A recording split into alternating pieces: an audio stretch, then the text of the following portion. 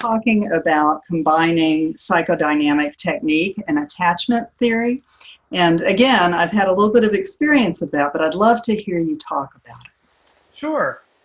It's a wonderful question. I think that part of my interest in combining attachment theory with psychodynamic, particularly modern analytic technique, but not just modern analytic technique, part of it goes back to my experience as an academic doing developmental research and feeling like in psychoanalysis, so much of the developmental theory is sort of like what someone had a good idea about.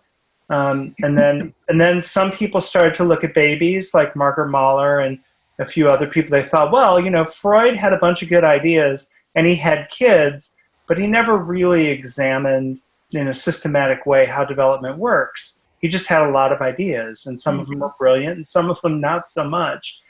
And so there was something about my early training as a researcher that has always had me interested in development that's observable, as it is in attachment theory, combined with the sensitivity to and the elaboration of our intrapsychic lives, which is psychoanalysis's great strength.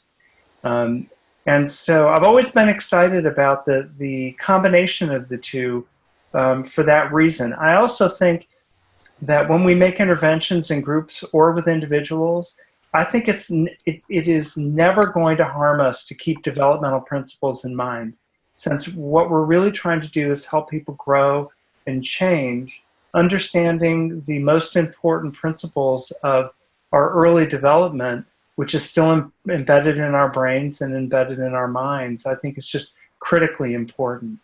Yeah, that those early times in our lives are so fundamental to who we become later on. Yeah. Right? When those neurons are tying together, that social emotional environment becomes a part of us, whether we want it to or not.